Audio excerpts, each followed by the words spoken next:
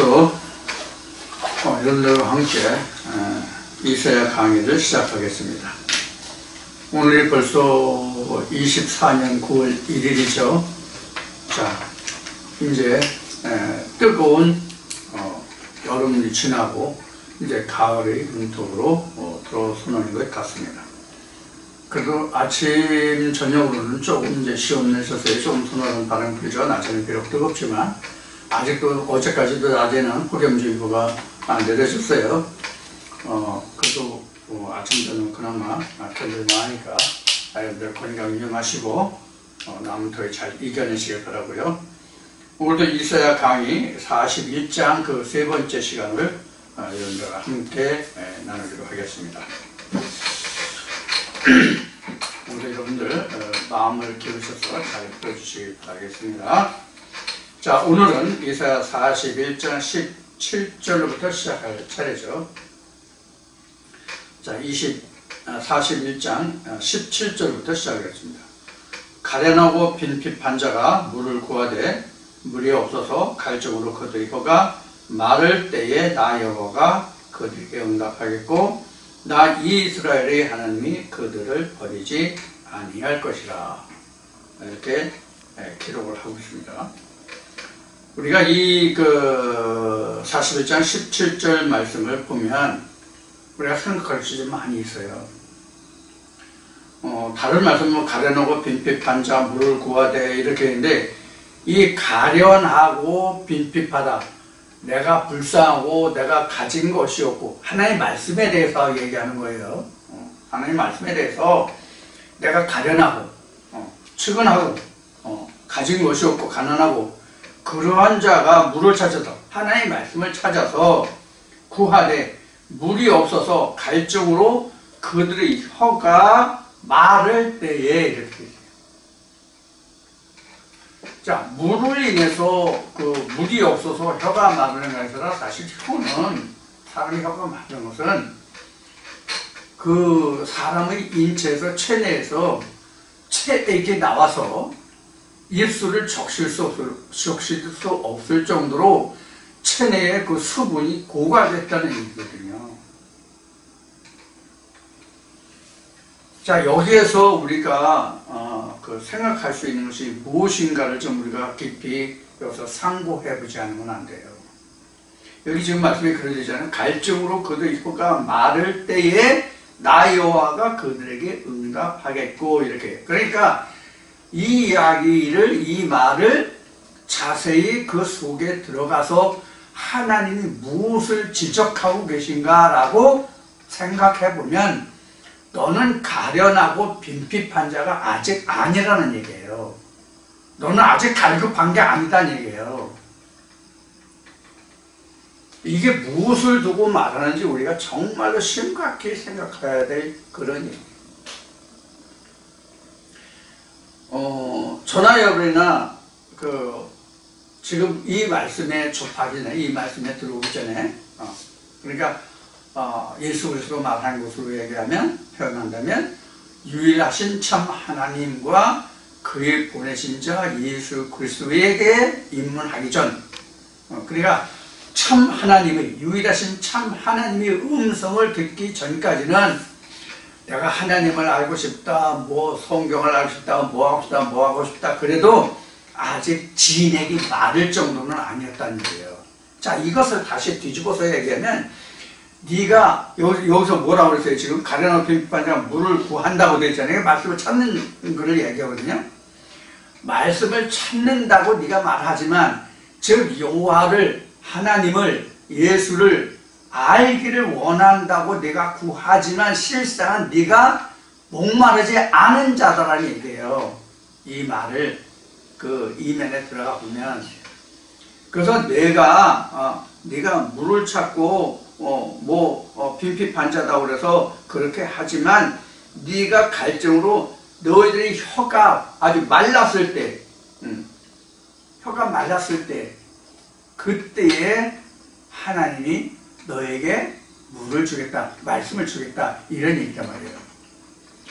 그러면 이 말씀에서 우리가 좀 들여다보고 할 얘기가 많은데 내가 정말로 하나님 말씀이 갈급해가지고 진짜 내가 하나님을 알기를 원하는데 얼마나 내가 원하느냐, 진심으로 내가 원하느냐, 내가 아직도 내가 이만저만한데 거기에 더 채우려고 하느냐, 그런 얘기란 말이에요. 응? 더 채우려고 하느냐, 아니면 지금 있는 게 진짜 다 말라가지고, 있는 것조차도 다 말라가지고 몸의 진액에서 침조차 나올 수 없는 그런 상태, 진짜 죽을 지경이 된 거죠. 그런 영혼이냐 하는 거예요. 솔직히 여러분들 그 각자가 이 말씀을 들으시는 각자가 자기 마음에 호소해가지고 내가 하나님을 안다라고 생각하는지 하나님을 아는 게 전혀 없다라고 생각하는지 한번 생각해 보시라고요. 이 말씀과 전에 듣던 말씀과 비교해서 지금 내가 어떤 상태인가를 솔직히 자기 양심에 비추어서 하나님 앞에 한번 자기 자신을 들여다보시라. 내가 정말 갈급한 자인가?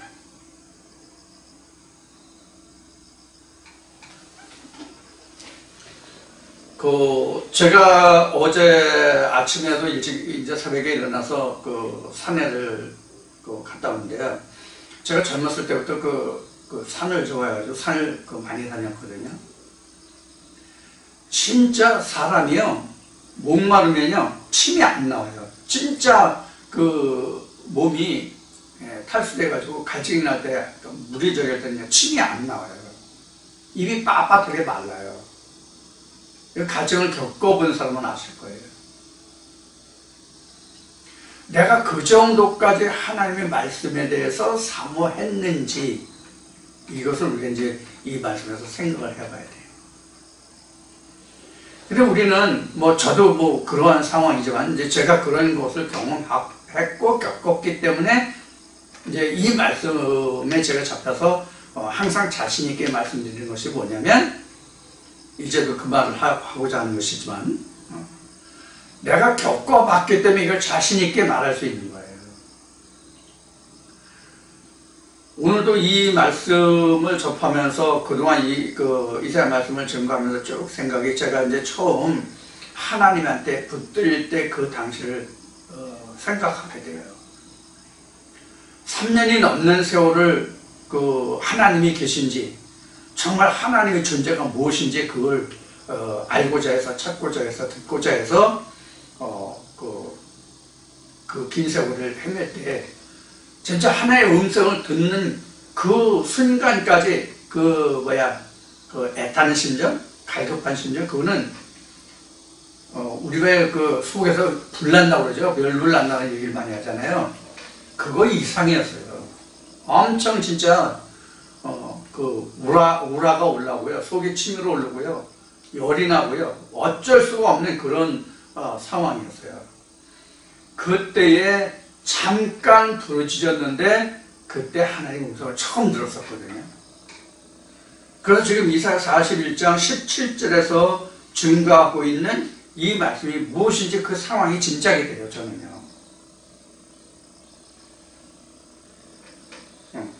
그래서 이 말씀을 들으시고 함께 하시는 여러분들은 과연 지금 어떤 마음과 심정으로 이 말씀을 들으시느냐 하는 거예요.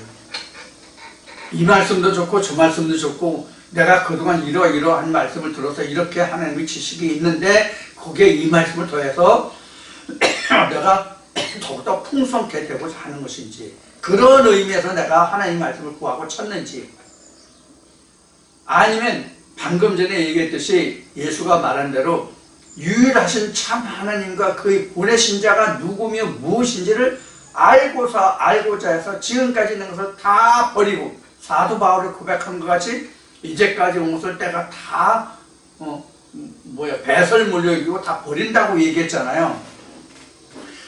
그와 같은 온전한 마음과 순전한 마음이 되어야만 진짜 갈급한 심령이 되거든요. 여기 혀가 이제 말랐다는 표현이 있는데, 여기에 그때 내가 혀가 마른 거예요. 내가 완전히 좀 유식한 말로 표현하면 깡그리 다 비워내지 않고는 하나님의 말씀이 그렇게 쉽게 들어오질 않아요. 이런 그 말씀을 접하게 되면 우리 말씀을 듣는 우리 성도분들 중에 좀 안타까운 그런 면면들이 지금도 제 눈에 선한 그런 상황이에요. 진짜 이 말씀과 같은 그런 심정에서 그런 마음에서 순전하고 온전한 마음으로 이 말씀을 함께 했다면 우리가 실족할 수가 없죠. 정말 실족할 수가 없죠.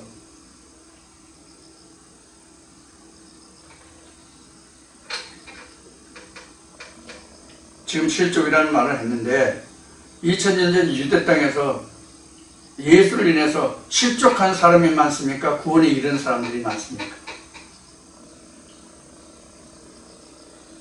여러분들 옛날 역사니까 옛날 2000년 전에 유대 땅에 있었던 일이니까 지금 우리에게는 지금 현 상황에서는 아니라고 그러죠. 지금 이 말씀을 듣는 우리와 일반 그 교회 다니시면서 말씀을 듣는 분들 또 여타 내가 아니면 이 말씀을 증거하는 사람들 전 진짜 나만이 하나님의 말씀을 증거한다 하는 사람들이 지금 여럿이 있단 말이에요. 많단 말이에요. 저만 있는 게 아니에요. 그럼 그들 나름대로 다 나도 하나님 안다잖아요.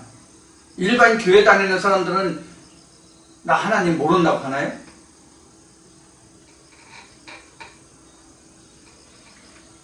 특히 목사님들다가 하나님 모른다고 하나요? 제가 이제 그런 얘기 전에 했었죠. 이제 한 오래됐지만 어느 목사님한테 목사님 하나님 만나셨어요? 이런 질문을 했었다는 얘기를 한 적이 있어요.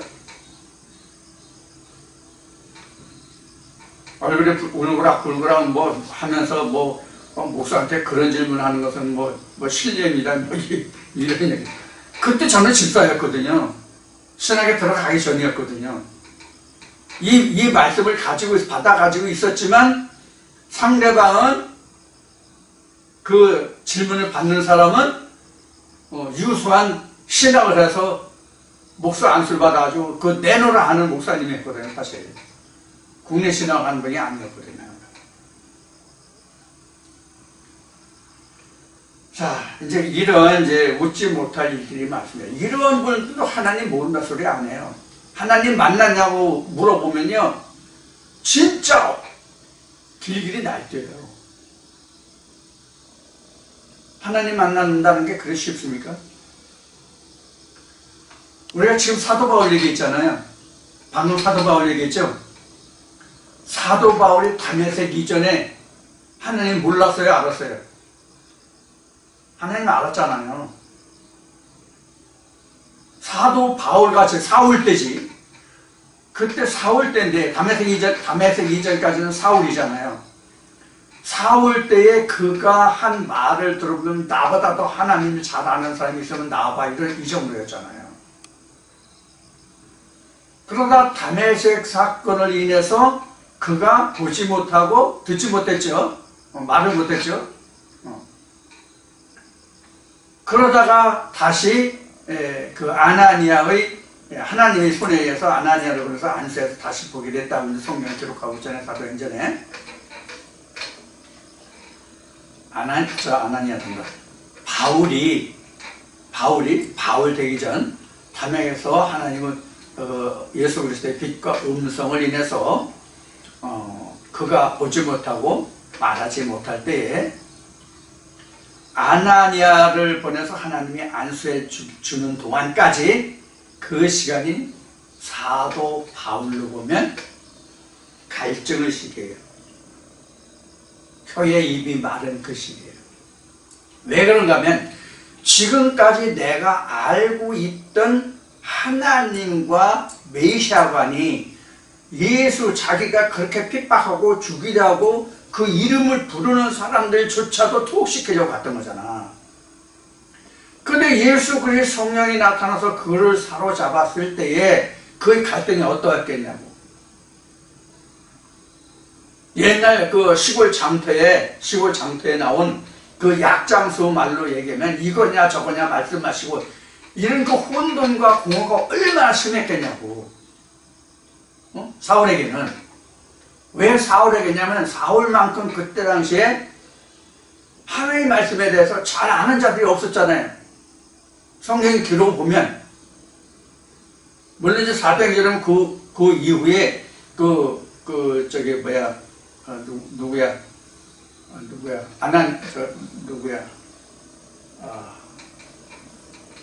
방금 말이 생각했는데 유일하게 유대인과 싸워서 이겼다는 누가 있죠?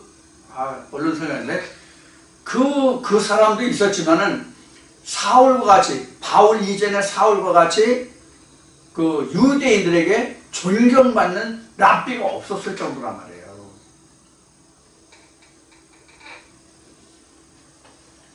그런 사람이 나는 네가 핍박하는 그다, 예수다 라고 했을 때 그가 얼마나 혼비백산했겠냐고. 우리도 이런 경제에 가야 돼요. 우리도 이런 경제에 가야 된다고. 당시에 사울은 그때 당시에 최고의 신하인 가말리엘 문화생이라고. 가말리엘의 문화생. 유대인 중에 유대인이요. 자기가 고백한 것 같이. 그런 자 중에 하나였는데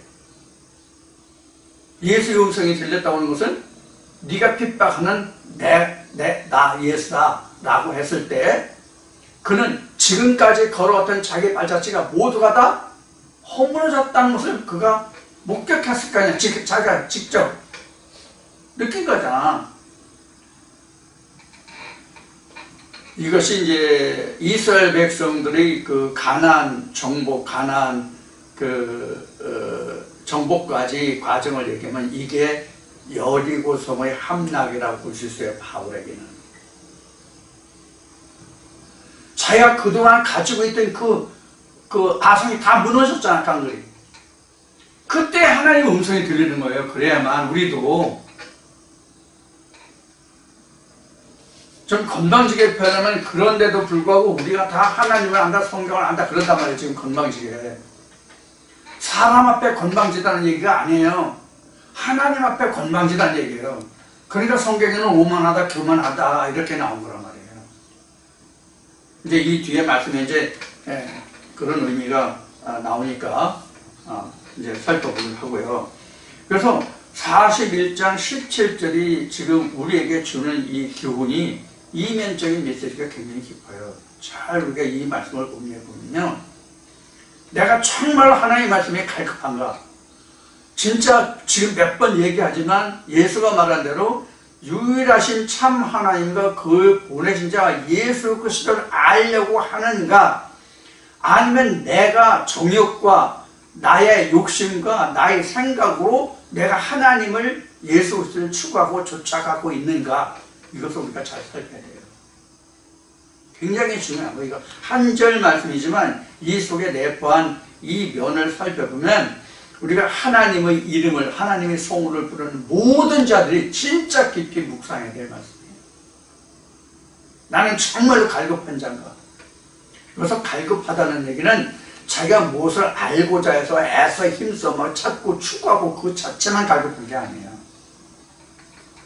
다시 반복하지만 진짜 유일하신 참 하나님과 그 분자 예수 그리스도가 무엇인지를 알고자 하는 갈급함이에요. 그냥 우리가 일반적으로 말하는 하나님과 예수에 대한 갈급함이 아니에요. 우리가 그 성경을 우리가 대할 때, 즉 이제 하나님을 대할 때, 하나님을 상고하는 거죠. 상고할 때 우리가 이런 면면들을 성경 말씀에서 그 이면을 들여다볼 수 있고 이 말씀이 어떤 상황에서 지금 이런 말을 이스라엘 백성들에게 했을까 하는 거거든요. 앞주에도 말했고 그 앞주에도 말했지만 지금 이사야가 하나님을 대신해서 지금 그 예루살렘 유다 백성들에게 지금 전하는 말씀이잖아요. 이 말씀이 지금 하나님을 대신해서. 그럼 지금 이사야는 하나님의 입장이고 이스라엘 백성들의 입장은 지금 이 말씀을 듣는 입장이란 말이에요. 전하는 자와 듣는 자란 말이에요. 그래서 이사야는 전도자고 이스라엘 백성들은 전도를 받는 자란 말이에요. 지금 제가 뭐라고 그랬어요? 이사야는 하나님으로서 전도자고 이스라엘 백성은 전도를 받는 자들이라고 그랬죠? 그러면 대한민국은 대한민국 아니면 각자 하나가 전부 다 지금 전도를 받는 입장이라고. 그럼 내가 어떤 의미를, 그가 진짜 하나님의 선지자로서 하나님의 대리자로서 말씀을 전한다고 할지라도 내가 어떤 마음을 가지고 그 말씀을 듣느냐가 매우 중요하다는 얘기를 하고 싶은 거예요.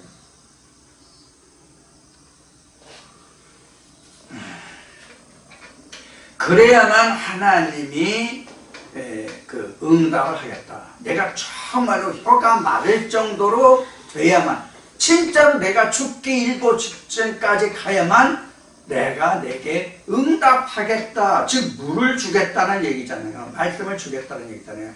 이게 그래서 모두에 얘기했듯이 제가 그때 당시의 상황이 그림이 그려진다는 얘기예요.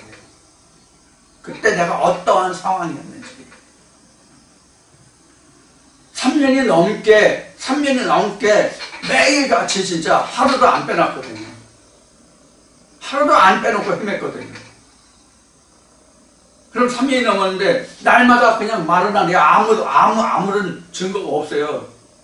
증거도 없어요. 얼마나 답답하고 속이 타고 애가 됐겠어요. 여러분들 이거 겪어보지 않으셔서 여러분들 제가 이렇게 설명해도 그때 저의 마음을 여러분들 감히 상상도 못할 것이라는 생각이 들어요. 모든 일이 그렇잖아요. 상상은 되지만 자기가 직접 겪어보지 않은 그 상황이 어떤 것인지 모르잖아요. 심지어 손톱 밑에 가시가 박힌 것도, 가시 박힌 사람은 절절하지만 그냥 옆에서 보는 사람들은 아프겠구나 그 정도뿐이 아니란 말이에요. 똑같단 말이에요. 그래서 저 같은 경우는 지금 이 17절 한 절 말씀이지만 이 말씀이 어떤 상황인지 굉장히 지금 와닿아요. 저 같은 경우에는. 자, 이 정도만 하고요. 그래서 우리가 여기 이스라엘의 하나님이 그들을 버리지 아니할 것이라, 이렇게 돼야만 응답하고 그 사람을 내가 버리지 아니할 것이라 이렇게 됐어요. 그래서 앞에 실족이라는 말을 했잖아요.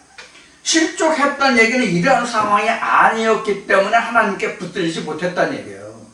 그러니까 말씀의 참 가치를 미처 다 깨닫지 못했다는 얘기란 말이에요. 그러니까 가치 갈급하지 않은 거지. 아직 혀가 마르지 않은 거지. 그러니까 실족한 거예요. 그래서 지난주에 말씀드린 것 같은데, 그래서 개가 토하였던 곳에 다시 돌아가고 돼지가 씻었다가 더러운 곳에 다시 돌아간다라고 되어 있는 거예요. 저는 마땅히 하나님이 제게 주시는 말씀을 이제 증거하지만 나머지는 들으신 분들이 이제 책임이에요. 자, 그럼 이제 요 정도 하고 18절로 넘어가 보겠습니다. 내가 자산의 강을 열며 골짜기 가운데 샘이 나게 하며 광야로 모시되게 하며 마른 땅으로 샘 근원이 되게 할 것이며, 이렇게 되어 있잖아요. 18절에. 이게 뭘 말하냐면 마른 혀예요. 마른 혀가 지금 여기 그 18절에 나오는 자산이고, 그 자산의 강을 열고 혀가 말라야만, 그 다음에 그 혀가 마른 것이 마른 땅이고, 거기에서 하나님이 물을 줘서 샘이 되게 나게 하고, 이런 뜻이란 말이에요. 그러니까 하나님 앞에 내가 나가서 하나님의 유일하신 참 하나님의 음성을 듣는다고 하는 것은 내가 앞에 얘기했듯이 완전히 다 내려놓고 비워줘야 돼요. 이것을 하나 말씀드릴게요. 이제 그 과정을 지난 분들도 있겠고, 그런 과정에 계신 분들이 있겠고, 지금 드리는 말씀에 이것이 무엇인지 아직 감도 못 잡는 분들이 이제 계시겠지만, 일단 내가 이 말씀을 들을 때 내가 무엇을 안다라고 생각하시고 듣지 마세요. 이 말씀을 들으실 때. 아무것도 없다는 상태에서 이 말씀을 들으셔서 이 말씀을 상고해 보시고 그 말씀의 깊이와 넓이와 그 높이를 청량해 보시고, 즉 완전히 깨달아 보신 다음에, 그러니까 저 넓이와 높이와 깊이라고 하는 것은 최적이에요. 최적. 표면적인 게 평면이 아니라 요한계시록 보면 장광루가 나오잖아요.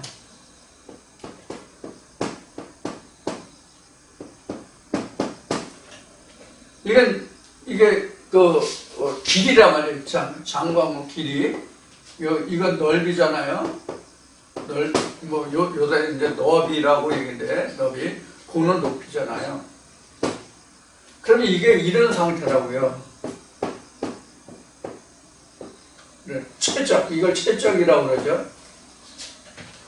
장은 직선이잖아요. 장은 직선이잖아요. 이건 넓이잖아요. 이 너비는 뭐예요? 이건 평면이란 말이에요. 이건 평면. 어? 이건 위로 높이니까 이건 직선, 이것도 직선이란 말이에요. 이건 직선. 이렇게. 이 장은 이렇게. 그리고 광은 이 평면이란 말이에요. 요 면에 하나라고, 강면에 하나. 지금 이게 정육면체잖아, 이거는. 장광구가 같다는 것은 정육면체거든. 이런 사방이 똑같은 게 6개 있단 말이에요, 6개. 하나, 둘, 셋, 넷, 다섯, 여섯. 이렇게 6개 있단 말이에요. 네?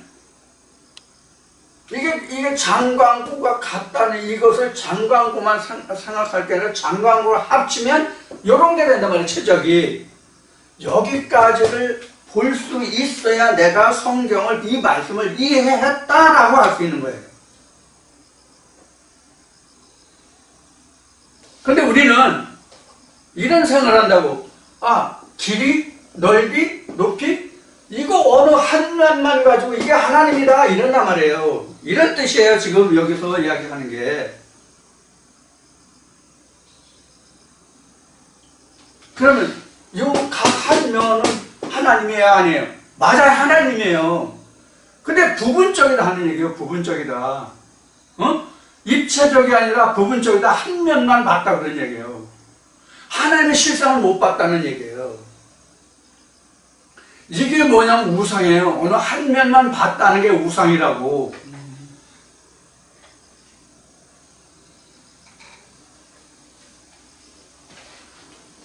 그래서 18절에 기록하고 있는 말씀이 내가 자산이 민둥산 벌거벗은 산이거든요. 이게. 응? 내가 벌거벗은 걸 알아야 된다고. 창세기 2장에 창세기 3장에 그 벗은 것을 알아서 무화과 잎을 저기 했다는 말씀이 나오잖아요. 하나님의 말씀에서 내가 벌거벗은 걸 먼저 알아야 된다고. 이게 한 단면이야. 그래 입으로 갈 거 아니야. 어떤 면은 벗은 것을 하게 하고, 어떤 면은 입을 것을 저기 하고, 어떤 면은 어떻게 입을 것인가, 이런 것들이 다 들어있단 말이에요. 성경 안에는, 하나님 안에는. 그걸 다 가지란 말이에요. 그래서, 이 벌거벗은 산이라는 것도, 그 다음에 그 다음에 이어지는 광야라는 것도, 마른 땅이라는 것도 지금 뭐와 연관이 되면 마른 혀와 연관이 있는 거예요. 왜 마른 혀와 연관이냐면 물이 있어야 침이 나오고 입이 정상적으로 돌아간다. 여러분들 입이 뻑뻑하다는 얘기하죠. 감기 몸살 걸린다거나 그 입이 뻑뻑하고 특히 혓바늘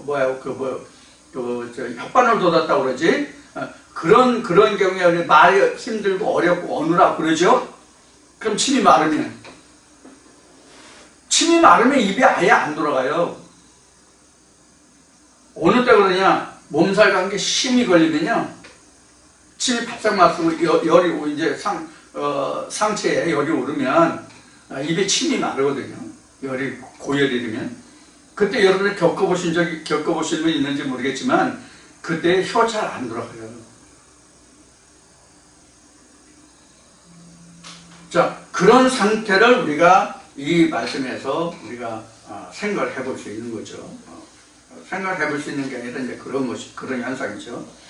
그래서 18절에 기록한 말씀 같이 그때 혀가 마를 때에 하나님이 버리지 않고 그들에게 이제 응답하고, 그럴 때에 그런 응답을 인해서 민둥산에 벌거벗은 산에 자산에 강을 열려. 아니 산에 무슨 강이 열려요, 산에. 그럼 우리 자산이 뭘 얘기하냐면, 그럼 우리 각자의 마음을 얘기한단 말이에요. 하나님의 산이 어디 있어요? 우리 마음에 있잖아요. 하나님의 산이라는 성경에서 산이라는 건 지난주에도 그 산에서 말씀을 드리면, 이 산은 예루살렘 하나님의 거룩한 이름을 두신 시온산, 이 산 하나님의 교회를 얘기하는 거거든요. 근데 교회가 다 똑같은 교회가 아니잖아요.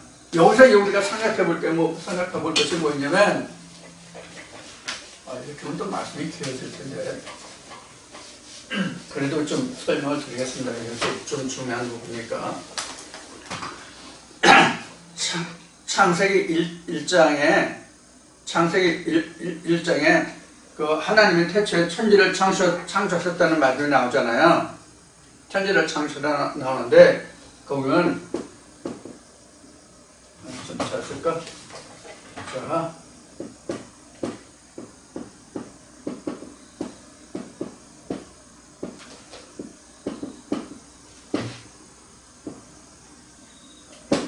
우선 여기까지만 봅시다. 그 다음은 안 받으래요. 여기 이제 그 다음에 이제 F가 들어있는데, 그 다음에 이제 샤마임, 하야트, 그 다음에 이제 에레츠 이렇게 나오는데, 그거는 이제 빼고, 자, 여기까지만 이제 봅시다. 이게 이제 창세기 1장 1절이 두 블록으로 나눌 수가 있어요. 이걸 창세기 할 때 좀 설명했으면 좋은데 안 했는지 못했는지. 여기까지만 보면 요 빼고 요 앞에 전만 보이고 요가 이제 한 소절이에요. 이게 베레시트가 하나님의 집이잖아요.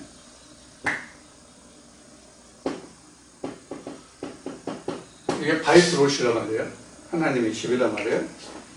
그럼 여기는 이제 창조하다, 이제 짓다죠. 그럼 여기 이제 신들이에요, 신들. 그러면 이 베레시트라고 하는 것은 뭐냐면, 쉬운 얘기는 법궤예요. 이 베레시트가 법궤라고. 왜 법궤인지를 요거 설명드린다면 드릴게요. 그러면 이게 짓다 창조하다 고요. 이건 신들이잖아요. 그러면 이게 왜 법궤냐 하면, 이게 이게 베레시트에서 베트로 이제 우리가 읽잖아요. 베레시트니까 요걸 그 다음에 첫 자와 끝 자는 베트잖아요. 그 다음에 이게 레시가 이제 로시고, 그래서 이게 바이트 로시거든요. 그럼 이게 왜 법궤되냐면, 이 글자 안에 바이트 안에 로시가 들어가 있잖아요. 바이트가 집이거든요, 이게. 그러니까 그 하나님이 이런 법궤 안에 돌판으로 있었잖아요. 그래서 이 베레시트가 사실은 이게 법궤예요, 법궤. 이게 성경이라고 따지고 보면 베레시트가. 여기에 뭐가 있다? 신들이 다 지어져 있다는 뜻이에요. 이게 전부 다 과거형이거든요. 응? 과거형이에요. 근데 뭐로 됐다? 하늘과 땅으로 됐다. 그럼 이게 사람이라고. 이게 각자 나라고, 이게. 그러니까 이게 뭐예요? 마음이 되는 거예요. 그래서 이렇게 마음이, 베레시트가. 마음 속에 하나님 말씀이 있잖아요. 그래서 이사야 5장에서 그 이스라엘 백성들이 뭐라고 그랬어요? 나무라고 그랬잖아요, 나무라고. 응? 이스라엘 백성들이 나무라고 그랬잖아요. 그 나무 안에 이걸 넣는 거예요. 이제 여기 이제 뒤에 19절인가 보면 여기 시딤나무 나올 텐데, 그 시딤나무가 뭐예요? 법궤를 짝든 나무잖아요. 조각목이라고도 나오고 시딤나무라도 나오고, 이게 조각목 아카시아 나무거든요. 자, 이런 뜻이에요, 이게 지금.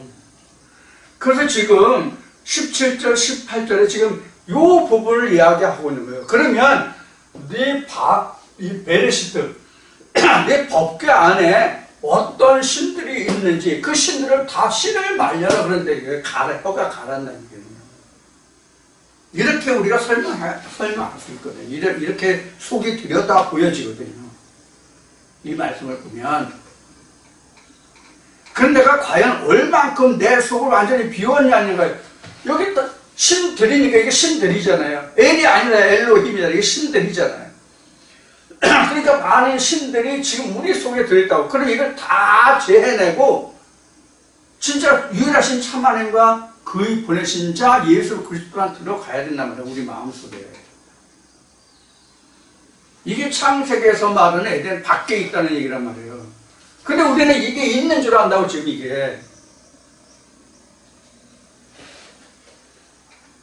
그래서 앞에 그 바울을 얘기한 거고, 그가 어떤 상황이었었냐, 그 다메섹에서 그런 것을 얘기한 거고, 제가 처음 하나님에게 그 하나님의 신에 붙들릴 때에 어떤 상황이었다 하는 것을 그래서 지금 말씀드린 거예요.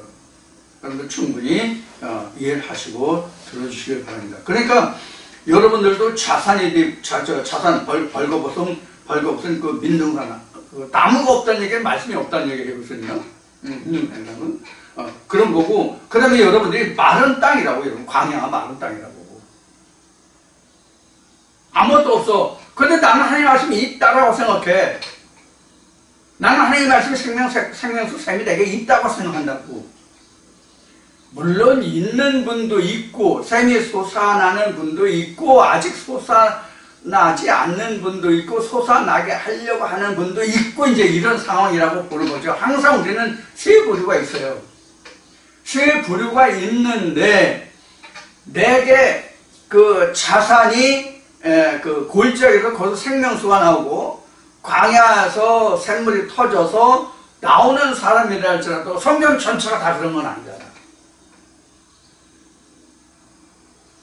그래서 크게 나누면 세 부류로 나눌 수 있지만 그것을 또 세 번 하면 각자에게도 그 세 부류의 말씀들이 있다고. 전혀 내가 광야거나 자산이라고 생각하지 못하는 부분들도 있고 이런 거란 말이에요. 그러니까 다른 말로 하면 전혀 무지한 말씀도 있고 전혀 상상조차 생각조차 못한 말씀들도 있고 어떤 말씀을 내가 깨달아서 그걸 충분히 소화하고 이해한 말씀도 있고 그런 과정에 있는 말씀도 있고 그렇다는 얘기예요. 그게 이제 17절, 18절에서 어떤 관계다 하는 것을 말씀을 드렸고 이렇게 되면 19절의 말씀과 같이 광야에는 백향목과 시띠나무, 화석리와 감람나무를 심고 사막에는 잣나무와 소나무와 황양목을 함께 두리니 이제 각종 나무잖아요. 각종 나무인데 여러분들 여기서 우리가 좀 관념을 두고 마음에 두고 생각을 하면 백향목 하면 솔로몬이 그 성전을 지을 때 그 레바논에 백향목으로 지었잖아요. 백향목이 무엇인지는 여러분들 생각하시면 돼요. 그러니까 내게 성전이 되는 마음속에 성전을 세우는 그런 말씀들이라고 생각하면 되고요. 그런 백향목과 시띠나무 법궤를 짜는 말씀. 근데 법궤를 짜는 게 이제 시띠나무인데 이 시띠나무에다가 뭐를 입혀야 돼요? 금을 입혀야죠. 말씀을 입혀야죠. 그래야 싸게 그 가시가 다시 돋지 않는단 말이에요. 이게 이제 출애굽할 때 이제 말씀드리는 부분이에요. 그 다음에 화석류와 감람나무를 심고 사막에는 잣나무와 소나무와 황양목을 함께 드리. 우리가 여기서 생각해보자. 여기 광야와 이 사막에 무슨 이런 유실수와 또 그 건축이나 이런 데 쓰는 나무들을 심냐고요. 아니 사막에 나무가 자랍니까? 물론 사막에 나무를 심을 수 있어요. 지금 우리도 그 고비 사막 이제 고비 사막이가 중국 몽골 그러니까 이쪽에 그 대한민국에서 나무를 심어가지고 치산 녹화 사업을 하고 있다는 이야기가 오래전에 들렸어요. 한 10년은 넘은 것 같은데. 그러면 심을 수 있어요. 그러면 사막에 나무를 심어 놓으면 나무가 자라요? 못 자라요? 못 자라죠? 그럼 어떻게 하면 됩니까? 치수를 하면 돼요. 물을 관리해 주면 된다고. 그래서 여기는 혀가 마른 그 상황이 전부 광야, 사막 이런 거예요. 그런 데다가 하나님의 말씀으로 하나님이 기르시는 각종 나무를 심으신다는 얘기예요. 이사야 5장에 기록된 것 같이 그 하나님이 기르시는 그런 모든 나무들을 심는다는 얘기예요. 하나님의 말씀으로 보면 이스라엘 백성들이 포도나무지만 성전을 질 때는 성전 목이 되고 또 주춧돌을 세울 때는 또 돌이 되고 이런 모든 것들을 다 이야기하는 거라고요. 하나님의 말씀이 그렇게 되는 거잖아요. 우리 마음속에 그 법궤를 짓는 것은. 그러니까 예수가 말한 4월 만에 세우는 성전은 그런 곳이란 말이에요. 그래서 19절에 기록하고 있는 이런 말씀은 바로 그런 의미로 각종 나무를 얘기하고 열매를 맺는 거예요. 그 다음에 이제 한 가지 빼는 것이 있어서 지금 얘기하다 보니 생각이 나는데 골짜기 있잖아요. 골짜기가 뭐가 골짜기죠? 산과 산 사이의 골짜기거든요. 골짜기가 대체적으로 그 여러분들 그 야산이나 이렇게 깊은 산 같은 건 골짜기에 뭐가 흘러요? 물이 흐르죠? 그래서 골짜기는 생명을 얘기하는 거예요. 둘이 갈라졌다는 얘기예요. 골짜기가 여기가 골짜기잖아요. 그럼 여기는 산들이 있잖아요. 이게 어떤 의미로 지금 이렇게 성경을 기록하고 있냐면 율법과 진리가 나누어진 그 깊이가 계곡이에요. 골짜기예요. 거기서 생명이 나와요. 이게 이렇게 함께 합쳐져 가지고는 골짜기가 없잖아요. 네? 율법과 진리가 한데 합쳐져 가지고, 그러니까 성경을 통째로 봐가지고는 계곡이 안 생긴다고, 골짜기가. 그러니까 여기서 샘이 나올 수가 없죠. 그래서 그 스프링이라고 하면 우리가 그 봄이라는 얘기도 있고요. 용수철이라는 얘기도 있고 그렇잖아요. 이게 샘이란 말이에요. 이게 스프링 워터예요. 샘이라는 게. 스프링 워터가 뭐예요? 계속 솟아나는 거잖아요. 그게 샘이잖아요.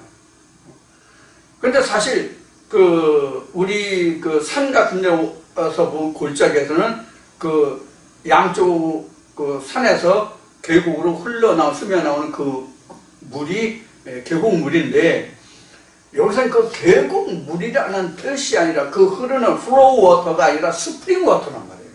솟아나는 물이라고, 솟아나는 물. 응? 그럼 어떻게 해야 솟아나느냐? 말씀 우리 쪼갠다고 말하잖아요. 어느 목사님은 요한계시록을 잘 쪼개. 이사야 말씀을 잘 쪼개. 도끼질을 잘하나봐. 그래서 잘 쪼개나봐, 장작패를. 잘 쪼개. 그런, 이야기를 이제 지금은 듣지 못했는데, 근래에는. 특히 이곳에 내려와서는 못 들었는데, 서울에 있을 때는 엄청 들었어요. 신학할 때도 그런 얘기 많이 들었어요. 어느 목사님 어느 말씀 잘 쪼갠다. 도끼가 아마 예리하게 아마 좋은 도끼였나봐. 그래서 잘 쪼개셨대요. 근데 지금 여기서는 흐르는 물이 아니라 샘이라고, 스프링 워터라고. 샘, 땅에서 솟아오르는 거라고. 그 땅이 어디에? 나거든. 각자 남에서 솟아오른다고. 말씀을 이렇게 나누면, 율법과 진리라는 그 속에서 말씀이 나온다고. 이런 의미가 여기 지금 골짜기다, 광야다 그런 얘기예요. 그러면 그렇게 되면 이제 그 말씀과 말씀들이 내 안에서 각종 나무로 나오고 각종 열매로 다 나와요. 그런 의미가 지금 19절이에요. 여기 뭐 황양목, 백향목, 시띠나무, 화산이로 나왔는데 실제 이런 나무들이라는 얘기가 아니에요. 앞에도 얘기했지만 이 나무들이 비스트로 나왔다고 얘기했었는데, 비스트, 짐승들로. 근데 짐승들이 지금 사람에게 유용한 짐승들이 있고 해가 되는 짐승들이 짐승이라고 다 나쁜 게 아니잖아요. 그래서 짐승이라도 성경에 쓰이는 짐승들이 뭐예요? 가장 대표적인 소죠, 닭이죠, 양이죠. 이런 것들 얘기하는 거예요. 비둘기나. 이런 유행하듯이 나무도 다 나쁜 게 아니거든요. 근데 나무들이 뭘 얘기했어요? 비스트 저 짐승들로 얘기했잖아요. 그러니까 짐승이라도 사람에게 유용한 짐승이 있다는 얘기, 이렇게 하나님 성물로 쓰이는 거. 응? 그래서 이제 뒤에서 나오겠지만 이런 모든 것들은 하나님의 본잼을 해도 다 소용되지 않는다라는 말씀이 나오는 거예요. 그래서 이제 이 말씀에서 이제 우리가 조금 앞에 공부한 말씀을 상고본동 29장에 이사 29장에 보면은 이스라엘 백성들 하나님 말씀하실 때 이스라엘 백성 내 백성들이 나를 경외하고 나를 찾고 나를 부르짖는데 그들이 다 나를 부르짖고 나를 경외하면 사람의 교훈으로 나를 부르짖고 경외하고 찾는 것이지 내가 그 안에는 없다라고 하는 말씀이 이사야 29장에 나온다. 이미 공부했단 말입니다. 바로 그런 것이란 말이에요. 내가 하나님을 안다 그런 거 다 버린단 말이에요. 헛되이 경배하고 하나님이 아닌 하나님을 말하는 그런 것들이 다 고갈됐을 때가 이제 여기서 마른 거예요. 그래야 하나님의 말씀이 들어온다. 진짜 하나님의 생명의 말씀이 들어온다는 얘기예요. 여기 가서 저기 가서 어디에 가서나 다 하나님의 말씀이 들어온다는 얘기가 아니에요. 고깃집에 가서 고기를 사야지 생선집에 가서 돼지고기 소고기 사려면 돼요? 아니면 푸주간에 가가지고 뭐 꽁치 한 마리 줘요, 갈치 한 마리 줘요. 그럼 거기 푸주간에서 꽁치 갈치가 나와요? 그런 얘기란 말이에요.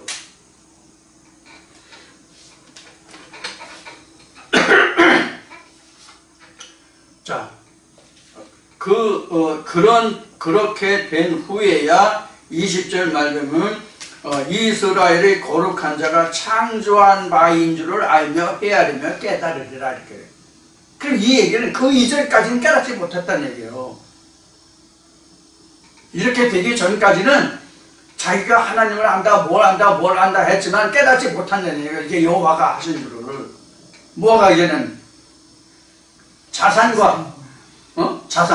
민둥산과 그 다음에 광야 같은 거기에서 물이 나고 샘이 나고 거기에 각종 나무가 나고 이러한 하나님의 성전 목이에요. 그래 쉬운 얘기로 하면 하나님의 성전에 쓰임받는 그런 나무들이 안 나온다는 얘기. 즉 하나님의 백성들이 안 나온다는 얘기거든요. 그래서 이러한 것들을 깨달을 때에만 비로소 여호와 하나님이 하신 일이 이런 것이구나 하고 그때서야 여호와를 알게 된다는 뜻이란 말이에요. 그래서 우리가 성경을 보면 신약에 보면 우리가 하나님 알 때 열심히 알자. 신약과 구약에 있나? 그렇게 나온 거란 말이에요. 열심히 하자. 무조건적으로 하나님이 아니에요. 무조건적으로 예수하면 예수가 아니고 성령하면 성령이 아니라고. 그건 말에 있는 거란 말이에요. 그래서 하나님 나라는 말에 있지 않고 능력에 있다라고 우리가 얘기를 많이 하잖아요. 자, 그래서 20절까지가 그런 거고요. 자, 조금 더 보겠습니다. 21절에 나 여호와가 말하노니 너희 우상들은 소송을 일으켜라. 야곱의 왕이 말하노니 너희는 확실한 증거를 보이라. 확실한 증거, 그럼 여기서 뭐를 두고 확실한 증거라고 얘기할까요? 뭐가 확실한 증거일 것 같아요? 지금 말씀 쭉 이제 17절부터 21절까지 지금 와 있는데 21절에서 말하는 확실한 증거를 보이고 소송을 일으키라고 하는 게 뭘까요? 지금 이게 18, 19절, 20절까지 나와 있는 이 내용들을 두고 하는 얘기예요. 이것을 알지 못하는 너희들은 우상인데 너희도 소송 한번 일으켜봐. 한번 말씀을 드러내서 너희가 이렇다 저렇다라고 앞에 변론이라는 이야기 나오는데 그래서 변론을 한번 해봐. 우상들 그런 얘기예요. 야곱의 왕이 말하는데 확실한 증거를 보이라. 확실한 증거가 뭐냐 이거지. 이게 앞에 목이 혀가 마른 그 가난 자에게 나타난 증상들이 18, 19절, 20절에 나왔잖아요. 이게 바로 여기는 증거예요. 그게 확실한 증거라고. 확실한 증거를 보여줘라. 우리 찬송 있잖아요. 확실한 증거가 뭐냐요. 그럼 우리가 하나님의 말씀을 확실히 내가 깨닫지 못할 때에 이 말씀 저 말씀 여러 말씀을 해서 그 증거를 보이라고 하면 이런 식이야. 그런가 합니다. 저런가 합니다. 나는 그렇게 듣고 그렇게 배웠어요. 이 정도뿐이 더하냐고. 그래서 우리가 한 말씀을 접해서 한 말씀을 듣는 한이 있다서 그 말씀을 깊이 봐서 그 말씀을 온전히 내가 깨닫게 하는 얘기를 그래서 한 거예요.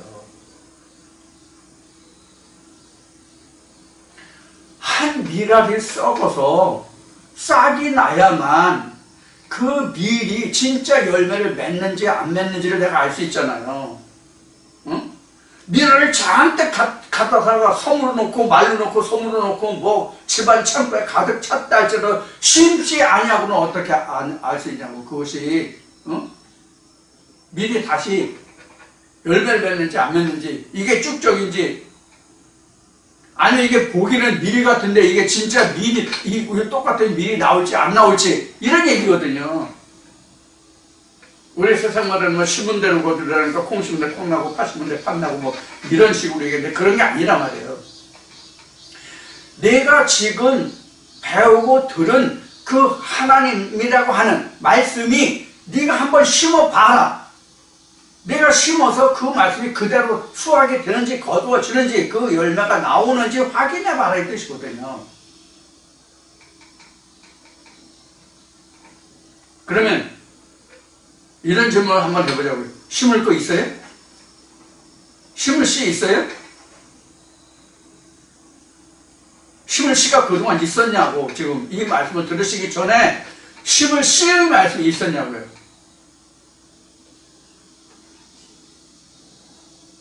심을 씨의 말씀이 있었느냐라는 질문은 어떤 의미인가 하면은 내가 확신하는 말씀이 있었느냐 하는 얘기예요. 성경 창세기에서부터 요한계시록까지 말씀을 전부 들추어서 지금 다시 말하면 전 말씀을 하나님과 변론해서 그 결과를 얻은 말씀이 있느냐 하는 거예요. 그런 말씀이 있어야 내가 심지. 방금 말한 대로 우리가 이런 말씀을 접하기 전에는 그런가 합니다. 저런가 합니다. 여러분 이렇게 하십시오. 이렇게 됩니다. 그래야만 천국 갑니다. 뭐 합니다. 이렇게 하면 이제 그 확실한 증거를 우리가 증거 받았냐고요. 여러분 신앙생활 하실 때 저는 그런 경우가 없거든요. 그냥 풀어주는 것 같다가 알려주는 것 같다가 그냥 두루뭉술했지 확실한 증거를 보여주는 게 없다고. 그럼 모르지 뭐. 그걸 우리는 죽정이라고 하는 거예요. 그걸 죽정이. 그걸 우상이라고 하는 거예요. 사람의 교훈이라고 하는 거예요. 지금 이 말씀에서 같이. 그럼 뭐 심을 게 있어요. 심지. 그 심으면 그 싹이 나냐고. 심어봐야 싹이 나냐고. 무슨 얘기냐면 결론이 나오느냐 하는 얘기예요. 그러니까 그런가 합니다. 저런가 합니다라고 제가 얘기했던 거예요. 그럴 것 같이 생각되지만 실제로 해보면 안 된다는 얘기란 말이에요. 그러고도 나 하나님 한다. 나도 믿었다. 너만 하나님 하느냐? 그럼 너한테 가야만 구원 얻냐? 이런 식으로 얘기해요. 누구한테 가야만 구원 얻는 말은 100% 1000% 틀린 얘기예요. 유일하신 참 하나님과 그의 보내자 예수 그리스도를 만나면 그가 구원자지 사람은 아니라니까. 사람은 그 말씀의 매개체 증거자예요. 전하는 자예요. 여기 말씀에서 지금 이사야 보니까 이사야 말씀이니까 이사야를 누구 얘기하면 이사야가 하나님입니까?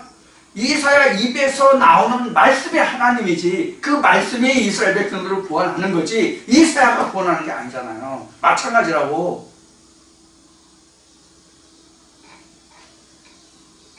그러니까 어느 목사가 옳다가 아니라 그 사람 입에서 나오는 말씀이 옳으냐 그러냐 이렇게 얘기해 맞단 말이에요.